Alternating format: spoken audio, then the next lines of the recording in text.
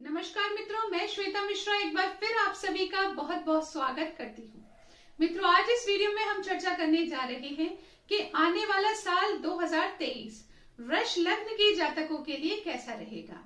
वृष लग्न के जातकों के लिए आने वाले साल में उनका स्वास्थ्य कैसा रहेगा, उनका करियर कैसा रहेगा, उनके लिए फाइनेंस की स्थिति, भाग्य की स्थिति, विद्या की स्थिति कैसी रहेगी, अन्य परिस्थितियां आप लोगों के लिए कैसी रहेंगी, इन सभी बिंदुओं पर आज इस वीडियो में हम चर्चा करने वाले हैं। इस वीडियो में हम जनवरी से लेकर दिसंबर तक हर महीने में कौन सा महीना आपके लिए कैसा रहेगा, इस प्रकार से हर जानकारी आपको इस वीडियो में प्राप्त होगी। सबसे पहले मैं आपको बताना चाहूंगी कि जैसा कि मैंने कहा कि ये वीडियो वृष लग्न के जातकों पर आधारित है, तो आप सभी के मन में एक प्रश्न आया होगा कि आपको कैसे पता चलेगा कि आपका लग्न वृष है या नहीं है। तो सबसे पहले इस समस्या का समाधान कर देते हैं। मैंने आपको ऊपर एक कुंडली दिखाई है, इस कुंडली में देखिए, अगर आपकी कुंडली में भी हाउस नंबर 1 में 2 लिखा है, फिर से ध्यान से सुन लीजिए, हाउस नंबर 1 होता है कुंडली का पहला घर। अगर उस घर में नंबर जो लिखा हुआ है वो नंबर है 2, तो वो राशि जो होती है वृष राशि होती है और ऐसे व्यक्तियों को कहा जाता है वृष लग्न के जातक। वृष लग्न के जातकों का स्वामी होते हैं शुक्रदेव। तो आज इस वीडियो में हम चर्चा करने जा रहे हैं कि वृष लग्न के जातकों के लिए आने वाला साल कैसा रहेगा। तो आशा करती हूँ आप अपनी कुंडली के माध्यम से ये जान पाएंगे कि आपका लग्न क्या है। पिछले वीडियो में हमने बात की थी कि अगर पहले हाउस में लिखा है नंबर 1 तो होता है मेष लग्न, नंबर 2 तो होता है वृष लग्न। आगे के लग्नों की जानकारी अगले वीडियोस में आपको प्राप्त होगी। तो चलिए सर्वप्रथम जान लेते हैं कि साल की स्टार्टिंग यानी जनवरी 2023 से आपके जीवन में क्या नए परिवर्तन आने वाले हैं और ये नया साल आपके लिए क्या कुछ लेकर आने वाला है। तो मित्रों, जैसा कि हम सभी जानते हैं 17 जनवरी से शनि देव आपके भाग्य भाव को छोड़कर आपके कर्म भाव में प्रवेश करने जा रहे हैं, जो कि बहुत ही अच्छा संयोग बनेगा आपके करियर के लिए।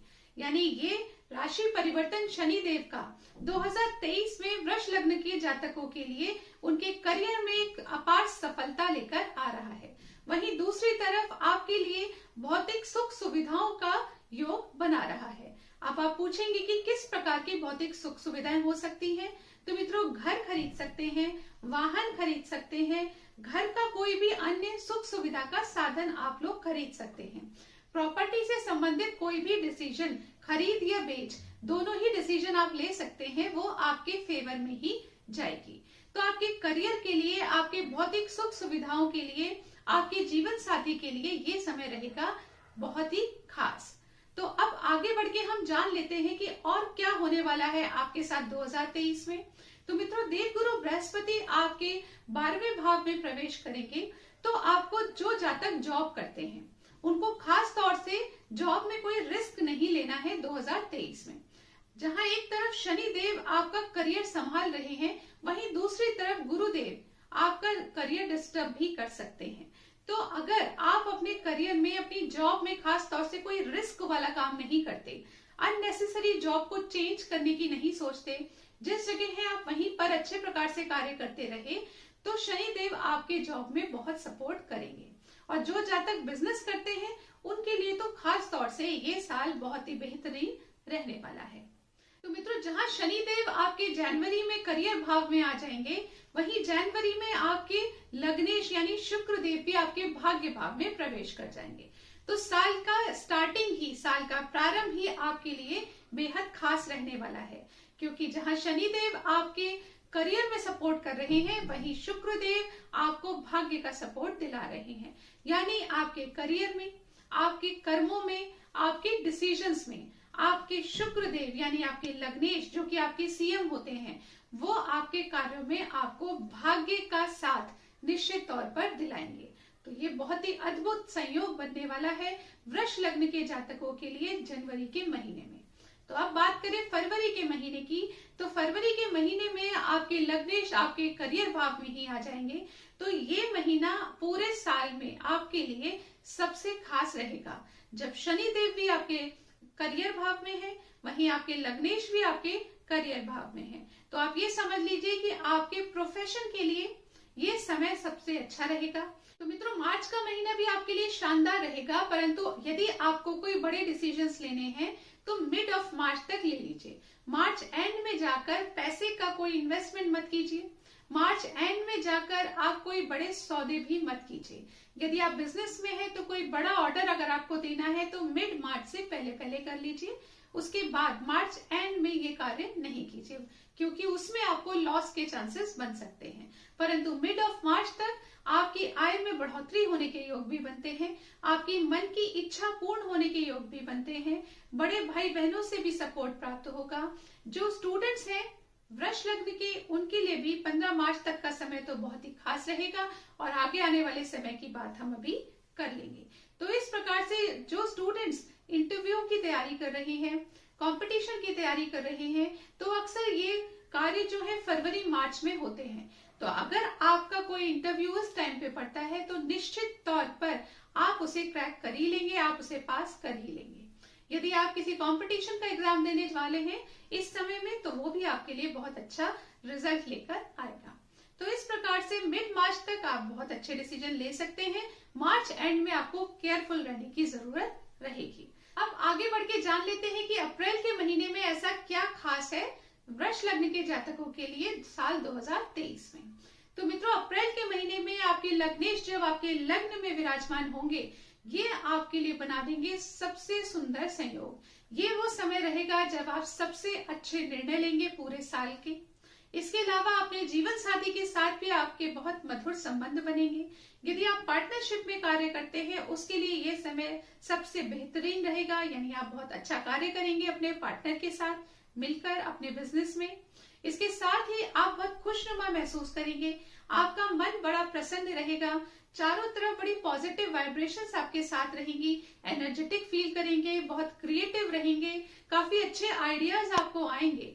तो यदि आप कोई नया कार्य करना चाहते हैं उसके लिए आप अप्रैल के महीने में भी डिसीजंस ले सकते हैं, बस मार्च एंड का ध्यान रखिएगा।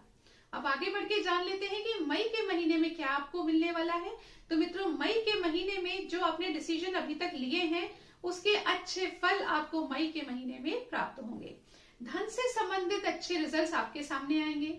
परिवार से संबंधित भी अच्छा समय आपको देखने को मिलेगा।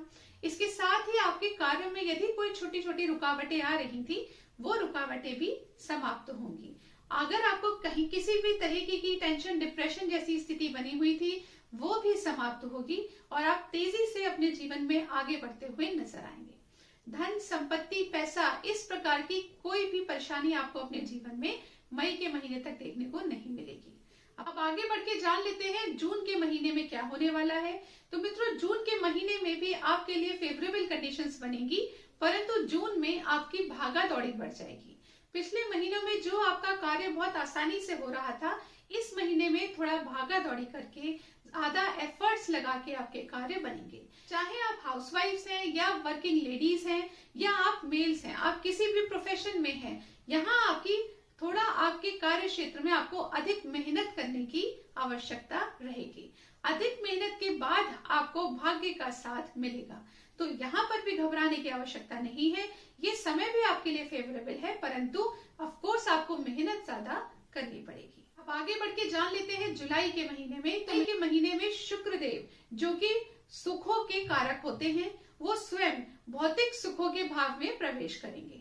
तो आप ये अच्छी तरह से समझ लीजिए कि अगर आपने स्टार्टिंग में, यानी अगर आपने फरवरी में भौतिक सुख सुविधाओं के साधन से संबंधित कोई डिसीजन नहीं लिया है, तो निश्चित तौर पर आप जुलाई के महीने में अवश्य लेंगे। जुलाई में आपके लग्नेश आपके सुखों के भाव में आएंगे, तो किसी न किसी प्रकार से आपके जीवन में सुखों की बढ़ोतरी होगी। आपके जीवन में प्रॉपर्टी से संबंधित भी कोई नया डिसीजन लेने को दिख सकता है, या फिर आपके फ्रेंड्स और क्लाइंट्स की सपोर्ट से आप अपने करियर में और बेटर कर रहे हैं, ऐसा भी हो सकता है। तो इस प्रकार से ये महीना भी रहेगा आपके लिए बेहद खास। तो अब बात कर लेते हैं मित्रों अगस्त और सितंबर की।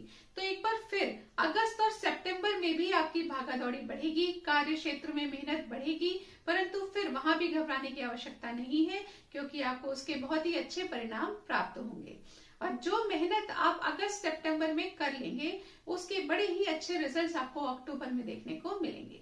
तो आप ये समझ लीजिए कि किसी भी तरह से आगे पीछे कर कर आप सफलता की तरफ ही आगे बढ़ रहे हैं। तो इस प्रकार से ये चीज आपके लिए बहुत अच्छी रहेगी। अब बात कर लेते हैं नवंबर का महीना। तो मित्रों, नवंबर के महीने में आपको थोड़ा ध्यान रखने की आवश्यकता है, क्योंकि आपके लग्नेश शुक्रदेव नीच की स्थिति में होंगे, और जब आपके लग्नेश ही नीच की स्थिति में होंगे तो आपसे छोटी छोटी गलतियां हो सकती हैं। ऐसे समय में आपका मन करेगा किसी बड़े निवेश को करने का, शेयर्स में बड़े सौदे करने का, परंतु इस वीडियो को देखने का फायदा तभी है कि जब आप आज से ही प्लानिंग करके रख लें कि नवंबर के महीने में आप जो भी डिसीजंस लेंगे वो बहुत सोच समझ के लेंगे, जल्दबाजी में नहीं लेंगे, क्योंकि पिछले सारे महीनों से आप सक्सेस देखते हुए आ रहे हैं। तो ये सोचकर आप नवंबर के महीने में भी कोई बड़ा सौदा कर दे तो वहां पर आपको नुकसान देखने को मिल सकता है। इसलिए नवंबर के महीने में थोड़ा स्लो पेस पे रहिए, आराम से कार्य करिए, कुछ नहीं बिगड़ेगा। परंतु यदि कोई बड़ा डिसीजन आपने ले लिया, कहीं बड़ा इन्वेस्टमेंट कर लिया, तो निश्चित तौर पर आपको अपने मन वांछित रिजल्ट्स नहीं मिलेंगे। यानी जो एक्सपेक्टेशन आप करेंगे उस एक्सपेक्टेशन पर आपको रिजल्ट्स नहीं मिलेंगे। अब बात कर लेते हैं दिसंबर के महीने के बारे में, जो 2023 का आखिरी महीना होगा। तो मित्रों, 2023 के दिसंबर के महीने में ये समय जॉब करने वाले जातकों के लिए बहुत अच्छा रहेगा। आप अपनी जॉब में अच्छे रिजल्ट्स ले पाएंगे। साथ ही आपको ध्यान रखना है, कोई भी कोर्ट कचहरी का यदि मुकदमा चल रहा है तो वहां पर दिसंबर में उसके अच्छे रिजल्ट्स आपको मिल सकते हैं।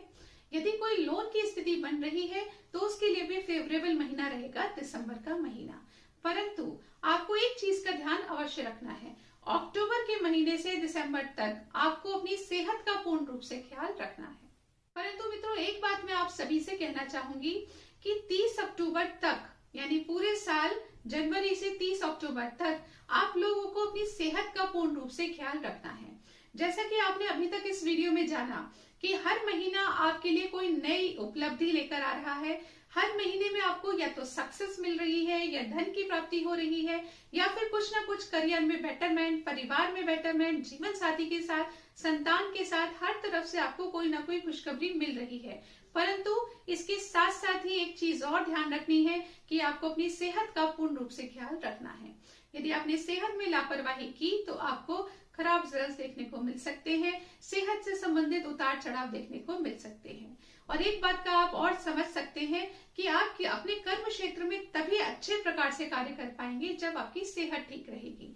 तो आप ये समझ लीजिए, साल 2023 के लिए एक प्रण ले लीजिए कि आपने अपनी सेहत को नजरअंदाज नहीं करना है, एक डिसिप्लिन में रहना है, एक प्रॉपर रूटीन में रहना है। अपने लिए एक्सरसाइज करने का वक्त, अपने लिए टाइम पर खाना खाने का वक्त आपको अवश्य निकालना है।